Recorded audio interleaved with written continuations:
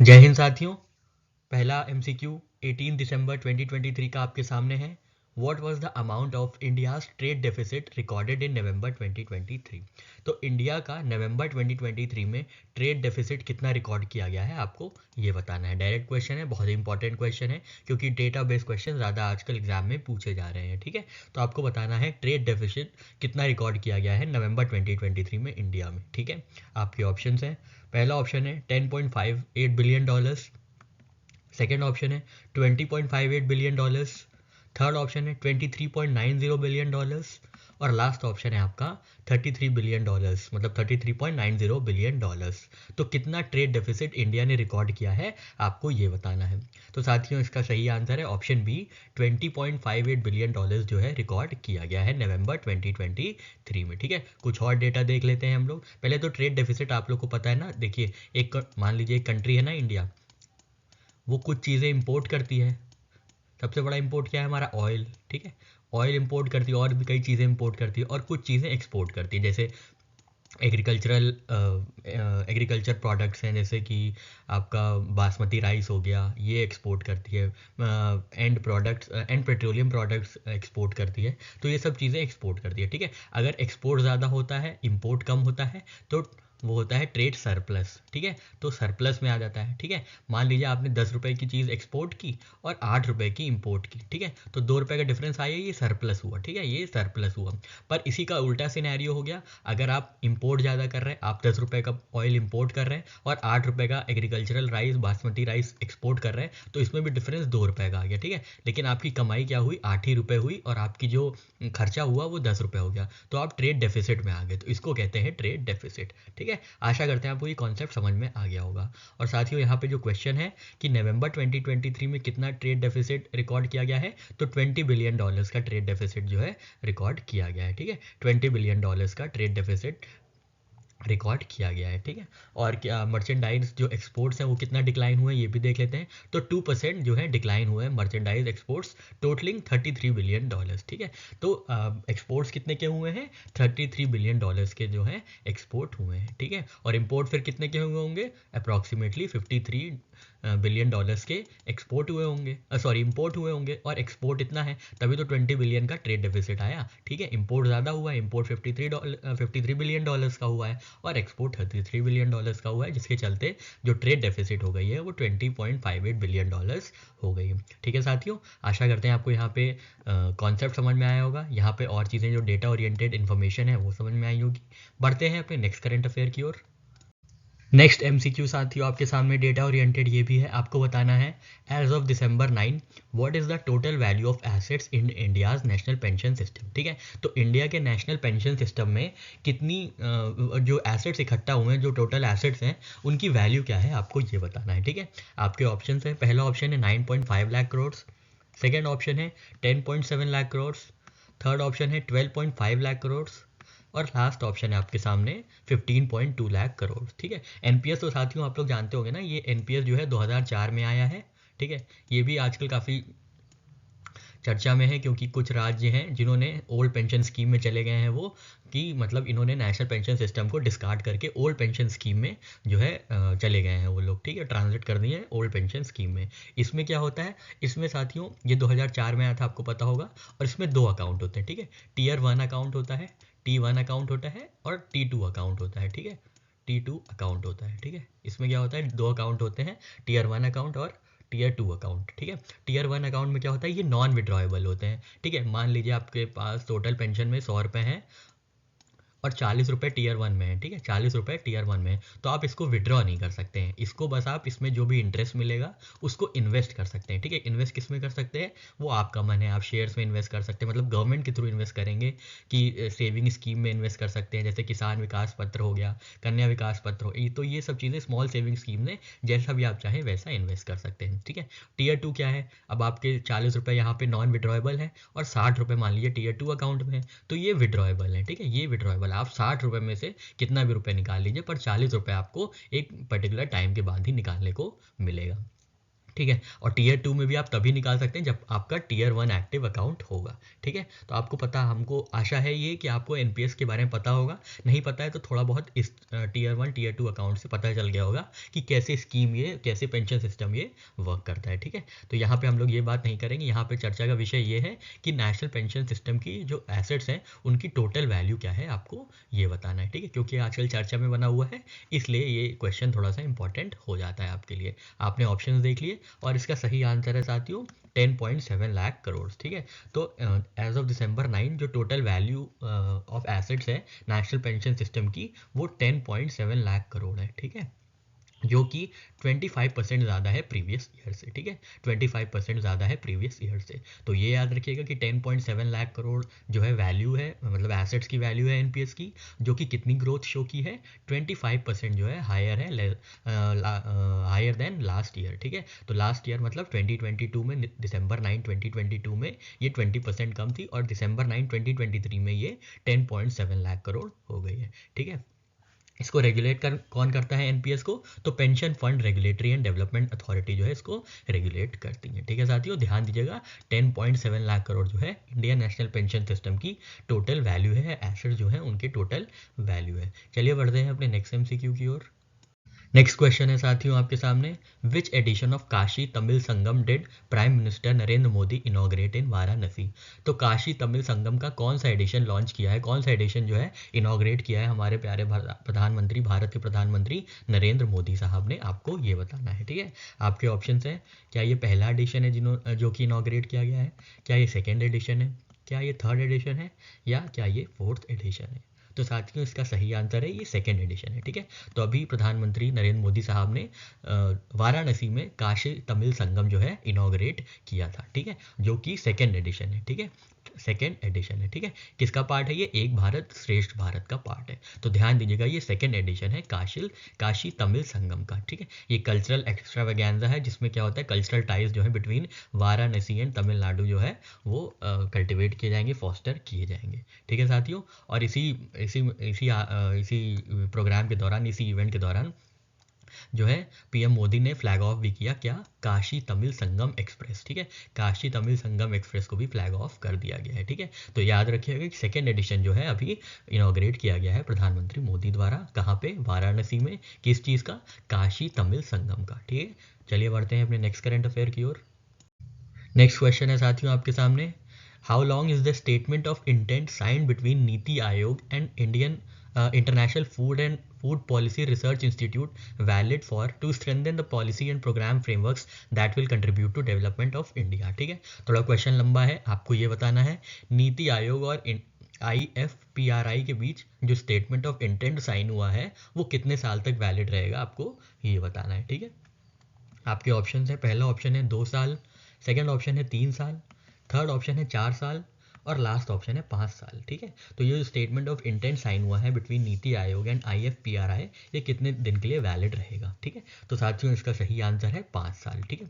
5 साल के लिए क्या हुआ है, NITI Aayog and International Food Policy Research Institute ने ये 5 year long statement of India intent sign किया है। किस लिए साइन किया है, जिसमें जो एग्रीकल्चरल वर्टिकल है नीति आयोग का, उसको पुश मिलेगा, उसको एक थोड़ा सा कल्टिवेशन मिलेगा, IFPRI की तरफ से उनको बताया जाएगा, academic know how, knowledgeable know how exchange होगी, जिसके चलते इंडिया का डेवलपमेंट होगा, एग्रीकल्चर फील्ड में, रूरल डेवलपमेंट में, क्लाइमेट चेंज पॉलिसीज़ में, इन सब में जो है IFPRI जो है मदद करेगा, किसकी, नीति आयोग की। और फिर जो होगा indirectly contribution to the development of, which will contribute to the development of India, ठीक है। तो याद रखिएगा नीति आयोग का IFPRI के साथ 5 ईयर का ये स्टेटमेंट ऑफ इंटेंट साइन हुआ है, ठीक है। तो पहले तो याद रखिएगा नीति आयोग ने किसके साथ पार्टनरशिप की है, IFPRI के साथ, ठीक है। कितने टाइम के लिए, 5 साल के लिए, ठीक है। कैसे याद रखेंगे, IFPRI 5 लेटर है ना इसमें, IFPRI, तो 5 साल के लिए ये साइन किया गया है, ठीक है। हो सकता है आपसे ये पूछ ले international Food Policy Research Institute ने किसके साथ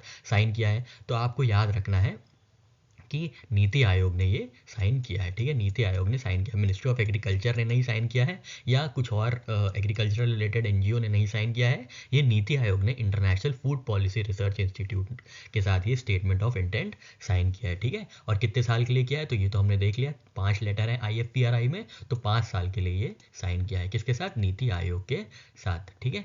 चलिए बढ़ते हैं अपने नेक्स्ट करंट अफेयर की ओर। नेक्स्ट क्वेश्चन है साथियों आपके सामने, Ladli Behna and women empowerment report से रिलेटेड।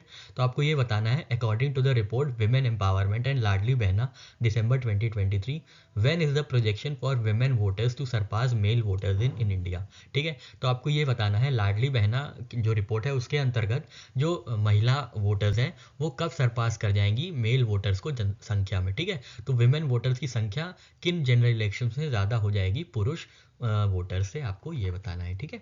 आपके ऑप्शन है, पहला ऑप्शन है क्या 2024 के इलेक्शन में विमेन ज़्यादा हो जाएंगी, विमेन वोटर्स ज़्यादा हो जाएंगी। सेकंड ऑप्शन है 2029 के जनरल इलेक्शन में। थर्ड ऑप्शन है 2047 के जनरल इलेक्शन में। या लास्ट ऑप्शन है 2049 के इलेक्शंस में, ठीक है। तो आपको ये बताना है विमेन वोटर्स कब सरपास कर जाएंगी मेल वोटर्स को, ठीक है। तो साथियों इसका सही आंसर है 2029, ठीक है। 2029 में क्या होगा, जो है टोटल वोटर टर्नआउट हो जाएगा, जो एक्सपेक्ट किया जा रहा है, एक्सपेक्टेड है 73 करोड़ होंगे, ठीक है, जिसमें 37 करोड़ जो है फीमेल्स हो जाएंगी और 36 करोड़, 1 करोड़ जो है कम हो जाएंगे मेन वोटर्स, ठीक है। तो ये याद रखना है आपको, 37 करोड़ जो है फीमेल वोटर्स हो जाएंगी और 36 करोड़ मेल वोटर्स हो जाएंगे, ठीक है। ये एक्सपेक्टेड है, ठीक है, ये एक्सपेक्टेड है, ये कोई कंक्लूसिव नहीं है, ठीक है। तो SBI की रिपोर्ट थी विमेन एम्पावरमेंट एंड लाडली बहना, जिसके अंतर्गत ये कहा गया है कि India will Sarpass male voters, women voters in India will Sarpass male voters from 2029 general election, ठीक है। तो 2029 के जनरल इलेक्शन में क्या होगा, 73 करोड़ टोटल वोट डाले जाएंगे, जिसमें 37 करोड़ वोट होंगे महिलाओं के और 36 करोड़ जो होंगे वो पुरुष के होंगे, जिसके चलते क्या है, महिला वोटर्स ज़्यादा हो जाएंगी पुरुष वोटर से, ठीक है। ये किसके अंतर्गत बताया गया है, तो ये विमेन एम्पावरमेंट एंड लाडली बहना रिपोर्ट आई थी SBI के इकोनॉमिक रिसर्च डिपार्टमेंट की, उन्होंने ये एक्सपेक्ट किया है, ठीक है साथियों। आशा करते हैं यहाँ पे चीज़ें क्लियर हुई होंगी। बढ़ते हैं, और आपको कुछ और देखना है तो यहाँ पे कुछ और इन्फॉर्मेशन है जो कि इतने रेलिवेंट नहीं है जितने कि क्वेश्चन जहाँ से फ्रेम हो पाए, ठीक है। थोड़ा सा 2024 जनरल इलेक्शन के बारे में दिया है, जिसमें 68 करोड़ टोटल वो होंगे, टोटल वोटर्स होंगे और 33 करोड़ जो है विमेन होंगी, जो कि 49% होंगी, बाकी 51% मेल होंगे, ठीक है। यही चीज़ आगे बढ़ के 29 में उल्टी हो जाएगी कि 37 करोड़ जो हैं वो फीमेल वोटर्स हो जाएंगी और 36 करोड़ मेल वोटर्स हो जाएंगे, ठीक है। और यहाँ पे देखिए एक और प्रोजेक्शन दिया हुआ है 2047 का, ठीक है, जहाँ पे प्रोबेबल इलेक्शन 2049 में हो सकते हैं, तो वहाँ पे विमेन वोटर जो होंगी वो 55% तक इंक्रीज़ कर जाएंगी और मेन वोटर जो होंगे वो 45% तक डिक्रीज टू 45%, मतलब 55% हो जाएंगी मेल वोटर्स और मेन वोटर्स जो हो जाएंगे, मेल वोटर्स जो होंगे वो हो जाएंगे 45%, ठीक है। तो ये याद रखिएगा, 2029 के जो जनरल इलेक्शन होंगे उसमें ये एक्सपेक्ट किया गया है कि फीमेल जो वोटर्स हैं वो सरपास कर जाएंगी मेल वोटर्स की पॉपुलेशन को, ठीक है साथियों। आशा करते हैं चीज़ें समझ में आ गई होंगी। बढ़ते हैं अपने नेक्स्ट करंट अफेयर की ओर। नेक्स्ट क्वेश्चन है साथियों आपके सामने, who was elected as India's first women candidate to the governing council of International Institute for the Unification of Private Law। तो international Institute for unification of private law की governing council में कौन वो पहली भारतीय महिला बनी है जो कि इलेक्ट हुई है गवर्निंग काउंसिल में, ठीक है। किसकी गवर्निंग काउंसिल में, तो international Institute for unification of private law की गवर्निंग काउंसिल में। आपके ऑप्शन हैं, पहला ऑप्शन है उमा शेखर, सेकेंड ऑप्शन है राधा शर्मा, थर्ड ऑप्शन है प्रिया पटेल और लास्ट ऑप्शन है नंदिनी दास, ठीक है। इन चारों में से गवर्निंग काउंसिल में कौन इंडियन वुमेन इलेक्ट हुई है international Institute for unification of private law में, ठीक है। तो साथियों इसका सही आंसर है उमा शेखर, ठीक है। उमा शेखर जो है पहली इंडियन वुमेन कैंडिडेट बनी है to be elected to governing council of International Institute for the Unification of private Law, ठीक है। तो याद रखिएगा, ये यूनिफिकेशन ऑफ प्राइवेट लॉ आपसे पूछा जाएगा, यू से यूनिफिकेशन और यू से ही उमा शेखर, ठीक है। यू से ही unification of private law institute और यू से ही उमा शेखर, ठीक है साथियों। आशा करते हैं आपको ये ट्रिक समझ में आ गई होगी। बढ़ते हैं अपने नेक्स्ट करंट अफेयर की ओर। नेक्स्ट क्वेश्चन है साथियों आपके सामने, what iconic structure did Surat Diamond Exchange surpass in terms of size. ठीक है, तो अभी हाल ही में सूरत डायमंड एक्सचेंज जो है इनॉग्रेट किया गया है। तो आपको ये बताना है कि सूरत डायमंड एक्सचेंज जो है वो किस आइकॉनिक स्ट्रक्चर को सरपास करके बड़ा होता है, मतलब उससे ज़्यादा बड़ा है कोई एक आइकॉनिक स्ट्रक्चर से। तो आपको बताना है वो कौन सा आइकॉनिक स्ट्रक्चर है जो कि सूरत डायमंड एक्सचेंज जिससे बड़ा है। ठीक है, आपके ऑप्शन है, पहला ऑप्शन है चाइनीज़ पार्लियामेंट, सेकेंड ऑप्शन है south Korean national stadium, third option है ताइवान सेंसेक्स, और लास्ट ऑप्शन है पेंटागन। ठीक है, तो इसका सही आंसर है साथियों पेंटागन। ठीक है, तो अभी हाल ही में जो है सूरत डायमंड एक्सचेंज जो है गुजरात में इनॉग्रेट किया गया है नरेंद्र मोदी साहब द्वारा। ठीक है, हमारे भारत प्रधानमंत्री साहब नरेंद्र मोदी साहब उन्होंने सूरत में डायमंड एक्सचेंज जो है इनॉग्रेट किया है, और उसका कॉम्प्लेक्स इतना बड़ा है कि वो सबसे बड़ा हो जाता है। सबसे बड़ा मतलब जो सबसे बड़ा अभी तक माना जाता था कि पेंटागन का जो ऑफिस है वो सबसे बड़ा है। ठीक है, पेंटागन क्या है, ये अमेरिकन का डिफेंस सिस्टम डिफेंस ऑफिस है एक तरीके से। ठीक है, तो अमेरिकन अमेरिकन डिफेंस जो भी पॉलिसीज़ हैं या जो भी प्लान ऑफ एक्शंस होते हैं वो पेंटागन में फ्रेम होते हैं। ठीक है, तो वो दुनिया का वर्ल्ड लार्जेस्ट ऑफिस माना जाता है, पर इसको सरपास करता है कौन, सूरत डायमंड एक्सचेंज। ठीक है, जिसका हाल ही में उद्घाटन किया था नरेंद्र मोदी साहब ने। ठीक है, तो एक ऐसी चीज़ें याद रख लीजिएगा, हो सकता है कभी कभी ऐसी क्वेश्चन भी पूछ लेते हैं थोड़ा सा ऑफ द लीग, जिसमें बच्चे कंफ्यूज हो जाते हैं। ठीक है, तो आपको याद रखना है सूरत डायमंड एक्सचेंज किसको सरपास करके सबसे बड़ा ऑफिस बना है, तो पेंटागन के ऑफिस को सरपास करके डायमंड एक्सचेंज सबसे बड़ा बन गया है। ठीक है, चलिए बढ़ते हैं अपने नेक्स्ट करंट अफेयर की ओर। नेक्स्ट क्वेश्चन है साथियों आपके सामने, in which country will India provide tax experts as part of tax inspectors without borders program. तो tax inspectors without borders program में इंडिया किस कंट्री को प्रोवाइड करेगा टैक्स एक्सपर्ट्स। ठीक है, आपके ऑप्शन हैं सेंट लूसिया, सेकेंड ऑप्शन है नाइजीरिया, थर्ड ऑप्शन है ब्राज़ील, और लास्ट ऑप्शन ऑस्ट्रेलिया। ठीक है, इन चारों में से किस कंपनी को इंडिया जो है टैक्स एक्सपर्ट्स प्रोवाइड करेगा under Tax inspectors without borders programme. ठीक है, तो इसका सही आंसर है साथियों सेंट लूसिया को। ठीक है, सेंट लूसिया को जो है इंडिया प्रोवाइड करेगा, क्योंकि इंडिया को चूज़ किया गया है as partner administration which will provide tax expert for this 12 to 18 months long programme. ठीक है, क्या है ये चीज़, इनिशिएटिव क्या है देख लेते हैं। तो टैक्स इंस्पेक्टर विदाउट बॉर्डर जो कि एक जॉइंट इनिशिएटिव है between United Nations Development Programme and OECD Organisation for Economic corporation and Development programme, economic corporation and development, उन्होंने मिलकर लॉन्च किया है programme Tax inspectors without Borders. कहाँ पे, सेंट लूसिया में। ठीक है, यहाँ पे क्या होगा, टैक्स एडमिनिस्ट्रेशन को स्ट्रेंथन किया जाएगा थ्रू इंडियन टैक्स एक्सपर्ट्स। ठीक है, तो याद रखिएगा इंडिया किसको सेंड करेगा टैक्स एक्सपर्ट्स, तो सेंट लूसिया को करेगा। ठीक है, किसको करेगा, सेंट लूसिया को। ठीक है, सेंट लूसिया कंट्री है वो उसको जो है इंडिया टैक्स एक्सपर्ट्स प्रोवाइड करेगा। ठीक है, तो कैसे याद रखेंगे, इंडिया में बहुत सेंट्स है ना, इंडिया में काफ़ी सेंट है, सबसे ज़्यादा इंडिया में हमको लगता है सेंट है। ठीक है, हर एक सिटी में हर एक डिस्ट्रिक्ट में बड़े बड़े बाबा बैठे हुए हैं, आपको तो पता ही होगा ना। ठीक है, तो सेंट से याद रखिएगा बाबा। ठीक है, या आप ऐसे याद कर सकते हैं बाबा लूसिया। ठीक है, बाबा लूसिया, सबसे ज़्यादा बाबा कहाँ है, तो सबसे ज़्यादा बाबा इंडिया में है, तो बाबा लूसिया जो है, सेंट लूसिया जो है इंडिया टैक्स एक्सपर्ट्स प्रोवाइड करेगा सेंट लूसिया को। ठीक है, एक ट्रिक है, वैसे तो आप अगर 1 2 बार 3 बार पढ़ के ही जाएंगे तो याद हो जाएगा, फिर तो ट्रिक की ज़रूरत ही नहीं होगी। पर इनकेस आप लास्ट टाइम में ये प्रिपेयर कर रहे हैं और इन्फॉर्मेशन रिटेन रखनी है, तो कुछ ऐसे जुगाड़ करके रखने चाहिए जिससे आपका कम टाइम में सिलेक्शन की जो पॉसिबिलिटी है वो हाई हो जाए। ठीक है, तो याद रखिएगा कि बाबा लूसिया। ठीक है, इंडिया किसको टैक्स एक्सपर्ट प्रोवाइड करेगा, तो जहाँ पे बहुत सेंट्स होंगे, जहाँ बाबा होंगे, क्योंकि इंडिया में बहुत बाबा है, तो बाबा बाबा मिलके खूब बाबा बाबा मचाएंगे। ठीक है, तो सेंट लूसिया में ये काम होगा कि इंडिया के जो टैक्स एक्सपर्ट्स हैं वहाँ जाके टैक्स एडमिनिस्ट्रेशन को स्ट्रेंथन करेंगे। ठीक है, और ये भी याद रख लीजिएगा टैक्स एक्सपर्ट्स विदाउट बॉर्डर्स किसका प्रोग्राम है, तो UNDP प्लस OECD। ठीक है, UNDP प्लस OECD। ठीक है, OECD। ठीक है साथियों, आशा करते हैं ये इंडिया वाली ट्रिक समझ में आ गई होगी, बाबा वाली ट्रिक। बढ़ते हैं अपने नेक्स्ट करंट अफेयर की ओर। नेक्स्ट क्वेश्चन है साथियों आपके सामने, where is Kotak School of Sustainability located. ठीक है, कोटेक स्कूल ऑफ सस्टेनेबिलिटी कहाँ पे लोकेटेड है आपको ये बताना है। आपके ऑप्शन है, पहला ऑप्शन है मुंबई, सेकंड ऑप्शन है दिल्ली, थर्ड ऑप्शन है कानपुर, और लास्ट ऑप्शन है कोलकाता। ठीक है। तो साथियों इसका सही आंसर है कानपुर। ठीक है। तो अभी हाल ही में कोटक महिंद्रा बैंक लिमिटेड ने और Indian Institute of Technology Kanpur ने क्या लॉन्च किया है, Kotak School of Sustainability, India's first fully integrated school of sustainability at IIT के कैंपस। ठीक है। तो याद रखिएगा कि जो कानपुर में क्या खोला गया है, कोटक स्कूल ऑफ सस्टेनेबिलिटी। ठीक है। IIT कानपुर में ये मिलके खोला गया है, इंटीग्रेटेड स्कूल ऑफ सस्टेनेबिलिटी है ये इंडिया का पहला, इसलिए ये क्वेश्चन इंपॉर्टेंट हो जाता है। ठीक है। तो याद रखिएगा किसने खोला है, कोटक महिंद्रा बैंक ने ये स्कूल ऑफ सस्टेनेबिलिटी खोला है, किसके साथ मिलके, IIT कानपुर के साथ मिलके। ठीक है। तो के से ही कोटक और के से ही कानपुर। ठीक है। के से ही कानपुर। ठीक है।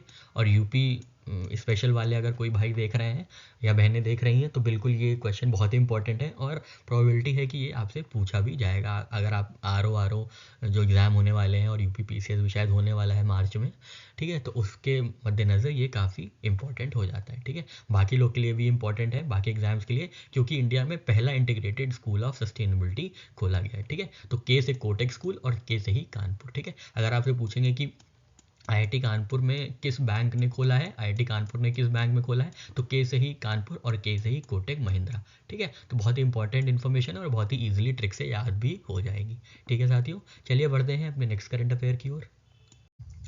What is the name of self-hosted payment orchestration platform introduced by Cashfree? ठीक है। आपका ये क्वेश्चन है कि कैशफ्री का जो self hosted payment orchestration platform है उसका नाम क्या है। ठीक है। आपके ऑप्शन हैं, पहला ऑप्शन है कैश ईज, सेकेंड ऑप्शन है फ्लोवाइज, थर्ड ऑप्शन है पे स्मार्ट और लास्ट ऑप्शन है होस्ट पे। तो कैश फ्री ने अभी हाल ही में self hosted payment orchestration platform launch किया था जिसका नाम है फ्लोवाइज। ठीक है। जिसका क्या नाम है, फ्लोवाइज। ठीक है। तो कैसे याद रखेंगे, तो कैश फ्लो जानते हैं ना, आपने ये अकाउंट्स में कॉन्सेप्ट पढ़ा होगा, कैश फ्लो। ठीक है। कैश फ्लो कितना है, ठीक है, कैश फ्लो। तो कैश याद रखिएगा, कैश है कैश फ्री सिस्टम और फ्लो है इनका और self hosted payment orchestration platform जिसका नाम होगा फ्लोवाइज। ठीक है। तो कैश फ्लो याद रखिएगा। ठीक है। Cash flow. ठीक है साथियों, चलिए बढ़ते हैं। आशा करते हैं आपको ये ट्रिक समझ में आ गई होगी। कैश फ्लो याद रखिएगा, कैश से क्या है, कैश फ्री है। तो कैश फ्री ने क्या इंट्रोड्यूस किया है, self hosted payment orchestration platform, तो उसका नाम होगा फ्लोवाइज। ठीक है। फ्लो से फ्लोवाइज। ठीक है। चलिए बढ़ते हैं अपने नेक्स्ट करंट अफेयर की ओर। नेक्स्ट क्वेश्चन है साथियों आपके सामने, अच्छा ये ऑलरेडी दे रखा है। तो इंडियन आर्मी के 3 ऑफिसर्स को गोल्डन आउल अवार्ड से सम्मानित किया गया है, कहाँ पे, श्रीलंका में। ठीक है। तो याद रखिएगा ये श्रीलंका में 3 इंडियन ऑफिसर्स को जो है गोल्डन आउल का अवार्ड मिला है। ठीक है। कैसे याद रखेंगे, OWL। ठीक है। OWL 3 लेटर है, तो 3 इंडियन ऑफिसर्स को ये मिला है गोल्डन आउल अवार्ड। ठीक है। कौन कौन ऑफिसर्स हैं, तो major Rohit from Indian Army, lieutenant commander Sunay Sharma from Indian Navy, wing commander S Mahajan from Indian Air Force. ठीक है। इनका नाम एक बार देख लीजिएगा, पर इंपॉर्टेंट ये है कि आप ये याद रखिएगा कितने आर्म फोर्सेज ऑफिसर्स को गोल्डन आउल का अवार्ड मिला है। ठीक है। और ये भी याद रखिएगा कहाँ पे मिला है, तो ये श्रीलंका में मिला है। ठीक है। श्रीलंका में defence services command and staff college में श्रीलंका में ये ऑनर किया गया था गोल्डन आउल का अवार्ड 3 इंडियन ऑफिसर्स को फॉर आउटस्टैंडिंग परफॉर्मेंस। ठीक है। याद रखिएगा इंडियन गोल्डन आउल का अवार्ड कितने ऑफिसर्स को मिला है आर्म फोर्सेस के, तो 3। कैसे याद रखेंगे, OWL। ठीक है। OWL। ठीक है। OWL 3 लेटर है, तो 3 इंडियन ऑफिसर्स को ये अवार्ड मिला है। ठीक है। कहाँ मिला है, श्रीलंका में मिला है। ध्यान दीजिएगा ये इंडिया में नहीं मिला है। ठीक है। हो सकता है आपसे यही पूछ ले कि गोल्डन आउल का अवार्ड किस कंट्री ने दिया है इंडिया को, तो ये भी याद रखना है कि श्रीलंका ने दिया है। ठीक है। श्रीलंका ने दिया है। ठीक है। इसको कैसे याद रखेंगे, आउल से उल्लू होता है, तो याद रखिएगा आउल उल्लू जो होते हैं वो लंका लगा देते हैं। ठीक है। जो उल्लू लोग होते हैं, कोई ऐसे होता तो नहीं लेकिन लंका फिर भी लगी जाती है। ठीक है। तो आउल जो होते हैं, उल्लू जो होते हैं वो लंका लगा देते हैं। ठीक है। तो ऐसे याद रखिएगा, आउल जो है, गोल्डन आउल जो अवार्ड है वो श्रीलंका का है। कितने लोग को मिला है, तो आउल में 3 लेटर है, तो 3 इंडियन आर्म फोर्सेस के ऑफिसर्स को मिला है। ठीक है। एक बार नाम भी देख लीजिएगा, major Rohit, lieutenant commander Sunay Sharma और विंग कमांडर S महाजन। ठीक है साथियों, आशा करते हैं आपको ये ट्रिक समझ में आ गई होगी। बढ़ते हैं अपने नेक्स्ट करंट अफेयर की ओर। ये इंपॉर्टेंट क्वेश्चन है, आपको साथियों देख लेना है कि what is year on year increase in India index of industrial production for October 2023। तो इंडिया का जो इंडेक्स ऑफ इंडस्ट्रियल प्रोडक्शन है IIP, वो अक्टूबर 2023 में कितना इंक्रीज हुआ है आपको ये बताना है। ठीक है। आपके ऑप्शन हैं 6.2%, सेकेंड ऑप्शन है 10.4%, थर्ड ऑप्शन है 11.7% और लास्ट ऑप्शन है 20.4%। ठीक है, तो इंडिया का जो आईआईपी है, आशा करते हैं आपको ये चीज़ पता होगी, इंडेक्स ऑफ इंडस्ट्रियल प्रोडक्शन क्या है। ठीक है, नहीं पता है तो अभी हम लोग इसके बारे में थोड़ी सी चर्चा कर लेंगे। तो आपको बताना है ईयर ऑन ईयर इंक्रीज कितना हुआ है इंडेक्स ऑफ इंडस्ट्रियल प्रोडक्शन में अक्टूबर 2023 में। ठीक है, तो साथियों इसका सही आंसर है 11.7%। ठीक है, तो यहाँ पे देख लीजिए, India index of industrial production has increase to 16 month high, making 11.7% year on year increase compare to 6.2% year on year growth in September 2023। ठीक है, सितंबर में कितना था, सितंबर के करंट अफेयर में हम लोग ने देखा था कि ये 6.2% था, और अक्टूबर में कितना हो गया है, तो 11.7% जो है ये आईआईपी इंक्रीज हुआ है। ठीक है, आईआईपी कितना इंक्रीज हुआ है, 11.7%। ठीक है, इसको कैसे याद रखेंगे, देखिए आईआईपी, ठीक है, ये आईआईपी है तो इसको आप 1 याद रखिए। ठीक है, तो ये 1 हो गया मतलब 11, तो 11%, 11.7% जो है इंक्रीज हुई है किस, कौन से मंथ में, तो अक्टूबर मंथ में। ठीक है, ये भी याद रखिएगा कौन सा मंथ है। ठीक है, कौन सा मंथ में ये इंक्रीज किया गया है, तो अक्टूबर मंथ में ये इंक्रीज किया गया है। ठीक है, थोड़ा यहाँ पे इरेज कर देते हैं ताकि चीज़ें और क्लियर हो जाए।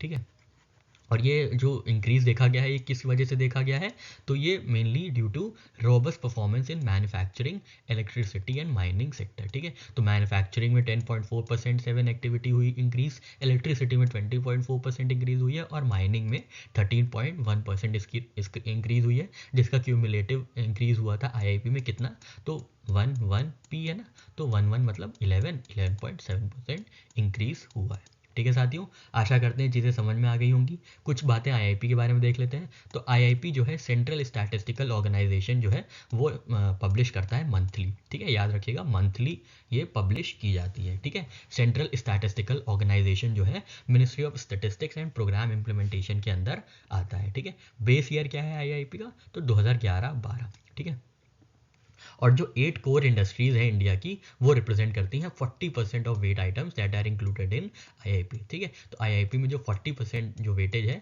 वो 8 कोर इंडस्ट्रीज का है। ठीक है, आप कमेंट सेक्शन में बताइए कि 8 कोर इंडस्ट्रीज कौन कौन सी हैं इंडिया में। ठीक है, आईआईपी के अंदर जो 8 कोर इंडस्ट्रीज हैं वो कौन कौन सी हैं, आप ये हमको बताइए कमेंट सेक्शन में। ठीक है, और ये याद रखिएगा कि 11.7% इंक्रीज देखा गया है कौन से मंथ में, अक्टूबर में। ठीक है, अक्टूबर में, जैसे ही नवंबर और दिसंबर का आएगा वैसे ही हम आपको इसके बारे में भी जानकारी देंगे। ठीक है, और ये मंथली निकाला जाता है किसके द्वारा, सीएसओ के द्वारा। ठीक है, चलिए बढ़ते हैं अपने नेक्स्ट करंट अफेयर की ओर। नेक्स्ट क्वेश्चन है साथियों, काफ़ी इंपॉर्टेंट है, ध्यान दीजिएगा। आपको ये बताना है कि how much money have public sector banks recovered out of total return amount from 2014, 2015 to 2022, 2023। तो जो पब्लिक सेक्टर बैंक्स हैं उन्होंने कितना टोटल अमाउंट रिकवर किया है टोटल रिटर्न ऑफ अमाउंट से between the time period of 2014 to 2015 and 2022 to 2023।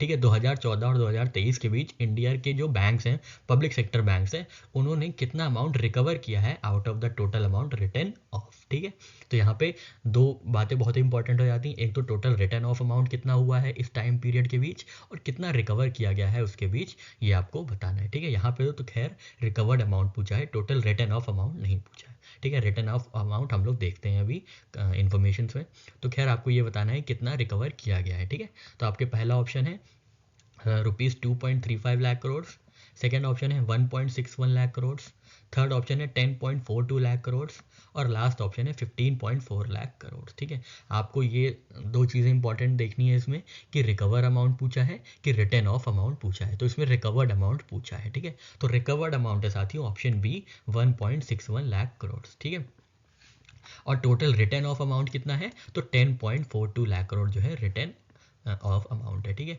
Public sector banks जो है उन्होंने 1.61 लाख करोड़ जो है out of 10.42 lakh crore return of during 9 physical years from 2014-15 to 2022-23। ठीक है, तो रिकवर्ड अमाउंट जो हो गया है वो 15% हो गया है। ठीक है, तो 10 लाख करोड़ है लगभग जो कि टोटल रिटर्न ऑफ किया गया है, राइट ऑफ कर दिया गया है बाय पब्लिक सेक्टर बैंक्स, जिनके मिलने की कोई उम्मीद नहीं है अब। ठीक है, तो 10 लाख राइट ऑफ कर दिया गया है, और उसमें से कितना रिकवर किया गया है, 1.61 लाख करोड़ जो है रिकवर किया गया है, making it 15% of total return of amount. ठीक है, फिर 15% टोटल रिटर्न अमाउंट का जो है रिकवर किया गया है। ठीक है, as per RBI guidelines and banks board approved policies, NPAs include NPA मतलब non performing assets including those fully provision after 4 years are written off from balance sheets of concern bank. ठीक है, बहुत ही important है, ये ध्यान दीजिएगा कि return of amount कौन कौन से हैं, तो किनको किनको राइट ऑफ किया जाता है। एक तो पहले जो एनपीए होते हैं, ठीक है, जो एनपीए होते हैं, ठीक है, और जिनका प्रोविज़न हो जाता है 4 साल तक, ठीक है, जिनकी मिलने की कोई उम्मीद नहीं रह जाती है 4 साल में भी, उनको राइट ऑफ कर दिया जाता है from balance sheets and concern banks. ठीक है, तो टोटल राइट ऑफ अमाउंट कितना है, टोटल रिटर्न ऑफ अमाउंट है 10.42 लाख करोड़, जिसमें रिकवर कितना हुआ है 1.61 लाख करोड़, और वो टोटल कितना है, कितना परसेंट है, तो 15% है। ठीक है, हो सकता है आपसे यही पूछा जाए, क्योंकि 15.45% जो है ऐसी फिगर है जो इंसान आराम से याद रख सकता है। ठीक है, तो याद रखिएगा 15% जो है रिकवर किया गया है। ठीक है, 15% रिकवर किया गया है of total return of amount. Total return of amount कितना है, 10.42 लाख करोड़ है। रिकवर कितना किया गया है, 1.61 लाख करोड़ जो है रिकवर किया गया है। क्या टाइम पीरियड के बीच, 2014-2015 से 2022-2023 के बीच। ठीक है साथियों, आशा करते हैं यहाँ पे चीज़ें क्लियर हुई होंगी, सारे डेटा ओरिएंटेशंस हुए होंगे आपको। अब बढ़ते हैं अपने नेक्स्ट करंट अफेयर की ओर। अब यहाँ पे आपसे टोटल रिटर्न ऑफ अमाउंट पूछ रहा है by scheduled commercial banks over past 5 financial years 2018 2019 to 2022 2023। ठीक है, तो हम क्वेश्चन देख लेते हैं एक बार।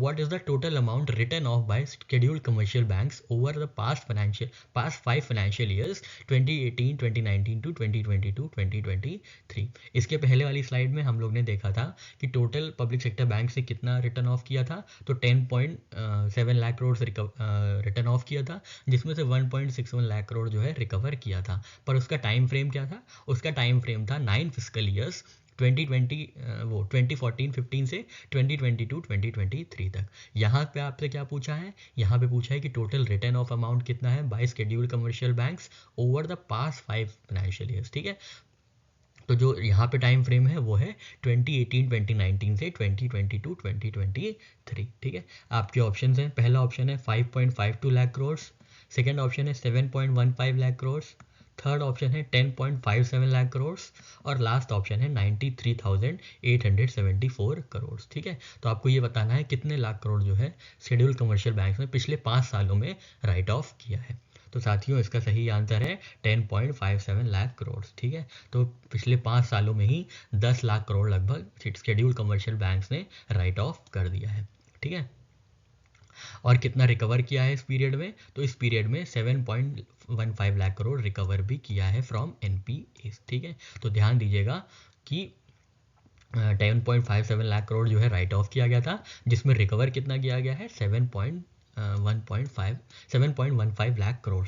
ठीक है, कितने फाइनेंशियल ईयर्स में, तो पिछले 5 फाइनेंशियल ईयर्स में। ठीक है, ओवर, अब यहाँ पे कुछ और डिटेल्ड इन्फॉर्मेशन देख लेते हैं। तो over 5.52 lakh crore was allocated to loans link to large industries. ठीक है, तो जो राइट ऑफ किया गया था 10 करोड़ में, उसमें लगभग 5.5 लाख करोड़ जो था वो इंडस्ट्रीज़ को दिया गया था। ठीक है, और जिसमें से 93,000 जो करोड़ था वो फ्रॉड के लिए जो है फ्रॉड अमाउंट में आ गया था। ठीक है, तो इतना फ्रॉड हुआ था 93,000 करोड़ का बाय बैंक्स। ठीक है, तो मतलब बैंक्स के साथ ये फ्रॉड हुआ था, 93,000 करोड़ का लगभग फ्रॉड हो गया था, और 5.5 लाख करोड़ जो है वो बड़ी बड़ी इंडस्ट्रीज़ को दिया गया था। ठीक है साथियों, आशा करते हैं यहाँ पे सारी चीज़ें समझ में आ गई होंगी। यहाँ पे पिछले 5 साल की बात हो रही है, और जो अभी हम लोग ने पीछे वाली स्लाइड देखी थी वहाँ पे 9 फिस्कल ईयर्स की बात हो रही थी। ठीक है, जहाँ पे भी लगभग 10 लाख करोड़ जो है राइट ऑफ किया गया था, उसमें रिकवर से 1.61 लाख करोड़ किया गया था, जो कि 15% था